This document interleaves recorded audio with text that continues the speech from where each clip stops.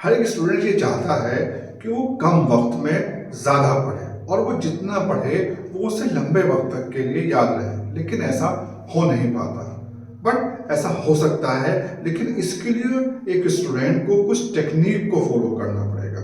उन टेक्निक्स में जो सबसे पहली टेक्निक है वो है एक्टिव लर्निंग। देखिए, जब आप पढ़ रहे हैं, कोई भी चीज़ स्टडी कर रहे हैं, तो केवल आपको पढ़ना नहीं है बल्कि उस चीज़ के नोट्स तैयार करें, उसके जो आपको अपने आप से सवाल करें और उसे समझ करके पढ़ें।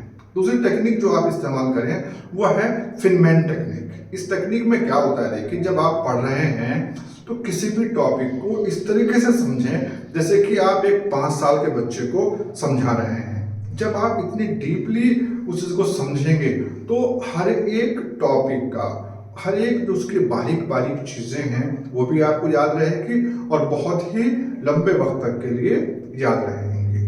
जो तीसरी टेक्निक है वो जो इस्तेमाल करनी है वो है आपको पोमोडोरो टेक्निक।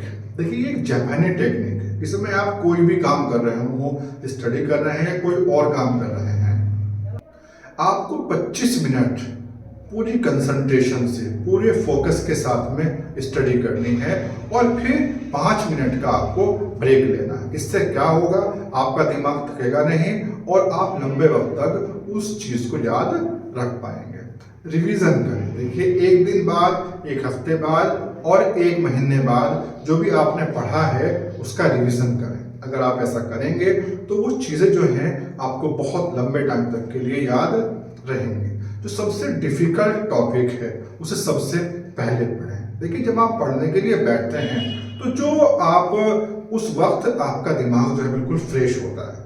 तो जब आप सबसे डिफिकल्ट सब्जेक्ट को सबसे पहले पढ़ेंगे तो उसको आप आसानी से समझ सकते हैं। विजुअल टेक्निक का इस्तेमाल करें। देखिए, जो विजुअल एड्स हैं, जैसे कि आपके पास चार्ट्स हैं, डायग्राम्स हैं, इन चीज़ों का इस्तेमाल करें या फिर उनको अपने हाथ से बनाएं। जब आप अपने हाथ से डायग्राम बना करके स्टडी करेंगे तो वो चीज़ आपको बहुत लंबे टाइम तक के लिए याद रहेगी।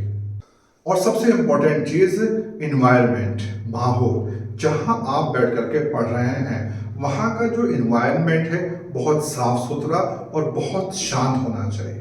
और उस जगह जितने भी इलेक्ट्रॉनिक गैजेट्स हैं वो तो बिल्कुल भी होने ही नहीं चाहिए, स्पेशली फ़ोन। क्योंकि जो ये फ़ोन है वो हमारी स्टडी के अंदर सबसे ज़्यादा डिस्ट्रैक्शन पैदा करता है। फ़ोन तो जहाँ आप पढ़ रहे हैं उस रूम में भी नहीं होना चाहिए, बल्कि आपको दूसरे रूम के अंदर रखना चाहिए। अगर आप अपनी लाइफ के अंदर, अपनी स्टडी के अंदर इन टेक्निक्स को फॉलो करते हैं तो आप कम वक्त में ज़्यादा याद कर सकते हैं और कम वक्त में ज़्यादा याद किया है आपने उसे लंबे टाइम तक के लिए याद रख सकते हैं।